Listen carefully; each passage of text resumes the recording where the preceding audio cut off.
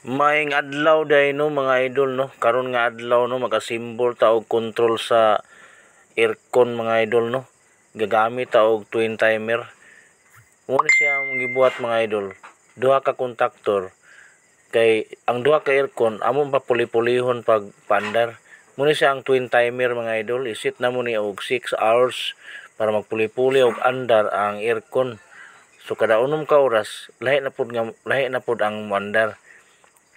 Sumutong duha ka buok ang kontaktor. Butangan din namo og sumo ni plastada sa iyahang timer. Sumo ni siya ang duha ka kontaktor. Mo na ang plastada diha.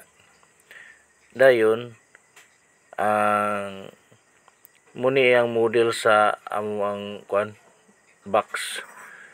Then gamitan na mo piece control mga idol kay para nga kasagara pag mulo voltage siya o mag single piecing safety ang unit ang aircon kay naay man siya piece control automatic man na siya pag mulo voltage o high voltage automatic na siya mo off. Then gamitan na mo breaker nga 3 piece kay 3 piece man to ang piece control. Dayon mo na niyang plastada mga idol nahuman na og asimbol. So wala na ako ipakita ang pagka-symbol mga idol pag wirings kay wala may mag-video. So ingunani ang plastada karon sa ato ang timer sa control sa aircon. Puli-puli na sila andar. So magpuli-puli na siya andar mga idol. Duha ka kontaktor o number 1 ug number 2.